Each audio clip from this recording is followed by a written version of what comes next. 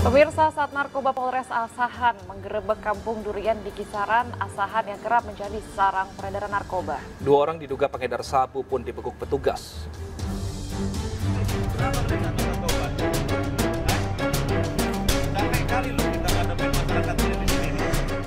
Dua orang pria, ZM dan DP tidak berkutik setelah tempat transaksi narkoba yang biasa mereka gunakan digerebek petugas.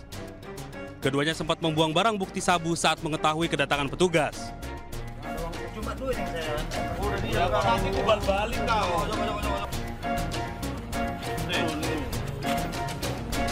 Petugas pun berhasil mengamankan 2 plastik berisi narkoba berjenis sabu seberat 0,86 gram. Adapun penggerebekan kedua tersangka berawal dari laporan warga yang resah kampung mereka dijadikan sarang narkoba. Sekarang kita melakukan penindakan di Pangkal Titi yang sering menjadi dumasan ke Sat Narkoba Berasahan.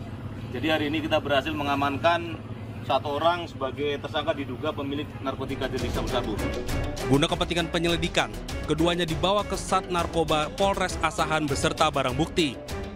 Dari Asahan, Sumatera Utara, Ulil Amri, iNews melaporkan. Ya pemirsa, satu persatu bukti petunjuk untuk mengungkap kematian satu keluarga di Kalideres mulai terungkap. Salah satunya adalah polisi menemukan mantra dan kemenyan di dalam rumah.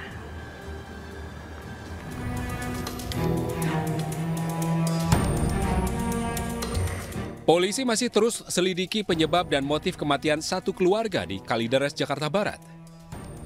Polisi pun terus temukan sejumlah bukti baru, di antaranya kertas mantra dan kemenyan, serta buku-buku lintas agama. Dari hasil penyelidikan psikolog forensik, mantra dan kemenyan diduga kuat berkaitan dengan aktivitas ritual yang rutin dilakukan keluarga korban. Sementara itu, anak korban bernama Dian yang juga ditemukan tewas di dalam rumah berdasarkan hasil pemeriksaan menjadi orang terakhir yang meninggal dunia. Jenazah Dian berada di samping ibunya sambil memeluk guling. Sementara jenazah ibunya sudah menjadi mumi karena masih awet. Kriminolog Adrianus Meliala menyebut ada sejumlah kemungkinan tewasnya sekeluarga di Kalideres. Di antaranya kegiatan ritual yang dilakukan korban sebagai upaya bertahan hidup. Namun masih tersedia 2 kemungkinan bagi saya. Jadi walaupun saya kemarin melansir teori tentang hari akhir, hari kiamat gitu ya, di mana kemudian orang mempersiapkan diri mengikuti kiamat tersebut dan dan bahkan mati ya dengan cara yang aneh gitu ya. Dan boleh kita bilang bahwa berbagai hal-hal yang bersifat mistik ditemukan di sekitar TKP itu adalah dalam rangka untuk mengantar mereka menuju kematian. Itu satu teori. Tapi saya membuka kemungkinan teori yang kedua, yakni bahwa hal-hal yang bersifat mistik dan ritual itu juga kemungkinan berkaitan dengan upaya untuk hidup, upaya untuk mempertahankan hidup, upaya untuk tetap eksis di dunia. Jadi mirip dengan agama yang dipercaya oleh banyak orang di dunia, yakni bahwa dengan orang percaya pada Tuhannya, dengan Tuhannya masing-masing, maka kita mengharapkan hidup di dunia ya dalam kondisi blessed ya, diberkati atau terberkati. Sejak kasus ini terkuak, polisi juga telah memeriksa 2 anak dari pasangan lansia yang tewas. Keluarga ini ternyata memiliki 2 anak yang tinggal di Bekasi, Jawa Barat. Selain 2 anak korban, polisi juga memeriksa petugas keamanan kompleks dan petugas PLN sebagai saksi. Tim Liputan iNews melaporkan.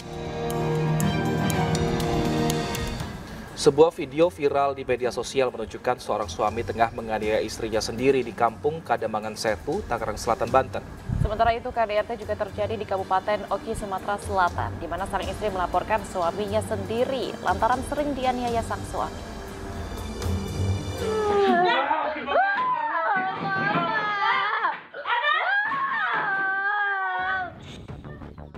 Dalam rekaman video, seorang suami tega menganiaya istrinya di rumahnya di kampung Kademangan Setu, Tangerang Selatan, Banten. Suami yang bernama Tarmin ini menganiaya Karyati karena cemburu istrinya dekat dengan pria lain. Karyati menambahkan bila dirinya telah sering kali dianiaya sang suami sejak 1 tahun terakhir. Kata orangnya panggil ke sini tapi dia kagak mau manggil. Selagi setahun begitu terus. Kalau saya nggak mau ngaku ya dipukulin, diinjak, dicekik, dijedotin ke tembok. Tapi anak saya tuh suka nolongin. Saya nggak berani tinggal di rumah kalau nggak ada anak saya. Soalnya takut dia KDRT saya lagi, nggak ada yang nolongin. Gitu. Menurut petugas, video yang beredar tersebut direkam oleh anaknya sendiri. Atas kejadian ini, polisi pun langsung menangkap pelaku.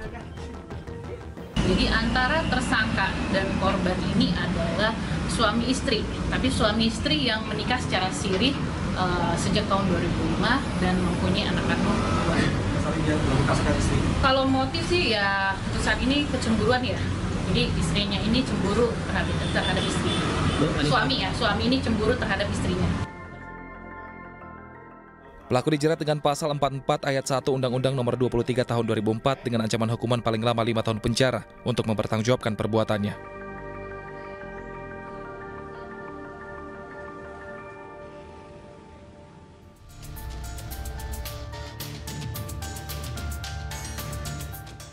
Agus Wibowo bin Rusman harus berurusan dengan polisi.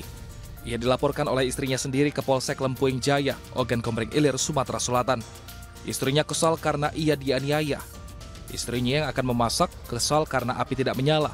Korban pun membanting panci. Pelaku lalu datang ke dapur menghampiri korban dan memukul wajah korban dengan tangannya dan menendang korban. Akibat penganiayaan ini, korban pun luka memar di bibir. Berbekal data visum, korban bernama Tantriani melapor ke polisi. Pelaku pun ditangkap di Jalan Poros Dusun Sialang Tengah, Desa Lubuk Seberuk, Kecamatan Lempung, Kabupaten Ogan Komering Ilir, Sumatera Selatan. Kami lengkapi dengan bukti visum et repertum di mana terdapat keterangan perlukaan terhadap korban Tantriani binti Rianto. Kemudian kita lakukan upaya mengamankan pelaku, suaminya bernama Agus Wibowo bin Rasman, untuk kita lakukan pemeriksaan dan kita lengkapi pemberkasan untuk kita limpahkan ke penuntut umum. Polisi kini menengahi kedua belah pihak untuk melakukan restoratif justice atau upaya perdamaian. Hal ini bisa terjadi jika korban mencabut laporannya setelah proses negosiasi.